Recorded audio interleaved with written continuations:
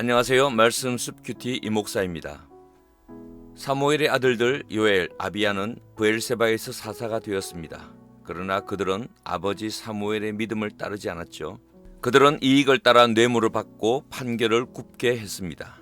아들들의 이런 문제는 사무엘에게 약점이 되었습니다. 왕을 세우고 싶어 했던 장로들이 이를 빌미로 사무엘을 찾아가서 아들들 때문에 못 살겠으니 왕을 세우게 해달라고 요청했죠. 사실 이것은 장로들의 구실에 불과했습니다.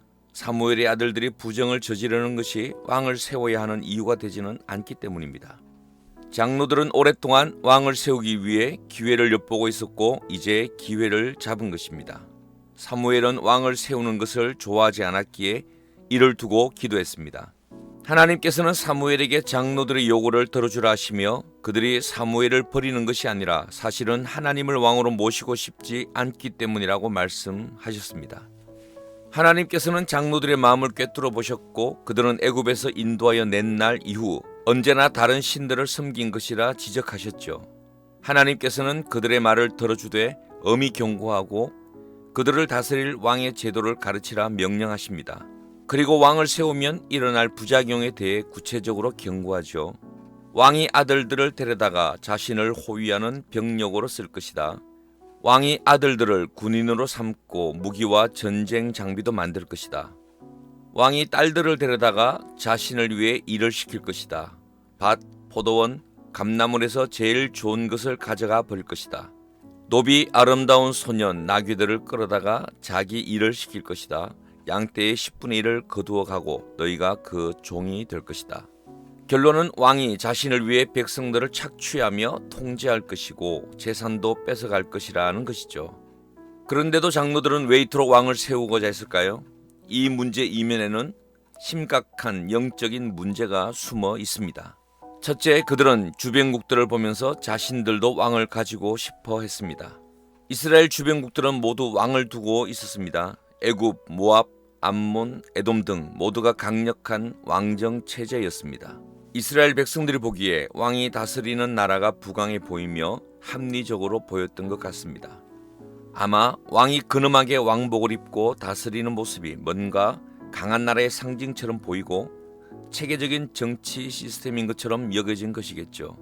이스라엘 백성들은 눈에 보이는 강한 왕을 원했습니다. 그 왕이 자신들 앞서 적과 싸우며 나라의 중심을 잡아줄 것이라 기대한 것입니다. 그들은 눈에 보이지 않는 하나님을 왕으로 모시기보다 자신들의 구미에 맞는 눈에 보이는 힘을 찾고 있습니다. 이것은 오늘 우리의 모습과 비슷합니다. 이 시대 역시 눈에 보이는 강한 왕을 찾는 사람들이 많죠. 과학이 왕이 되어 과학적으로 증명되지 않으면 의미가 없다고 주장합니다.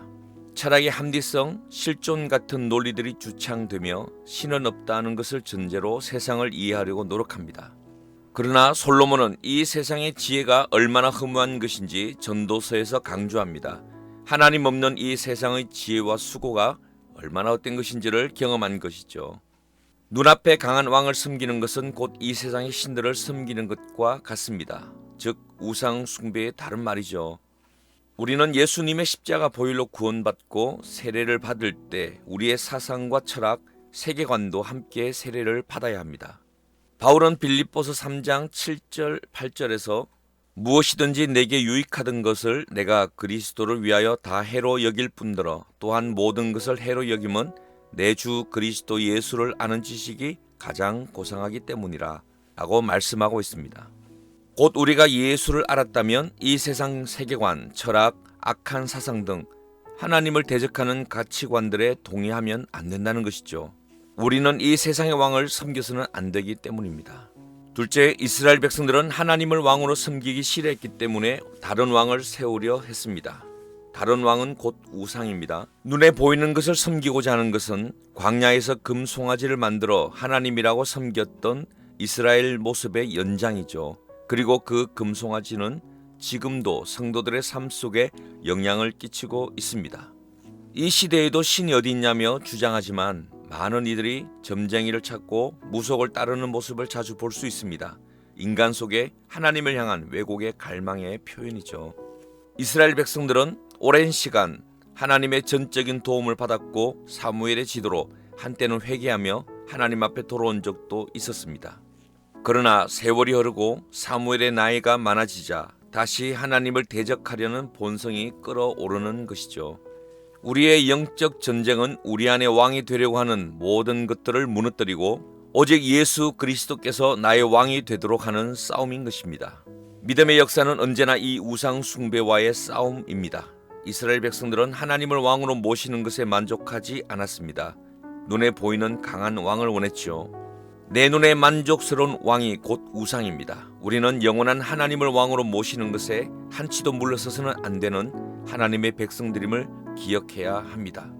오늘 우리 삶 속에 도사리고 있는 내 눈에 만족스러운 왕을 모두 쫓아내버리고 오직 예수를 왕으로 모시고 사시기를 기원합니다.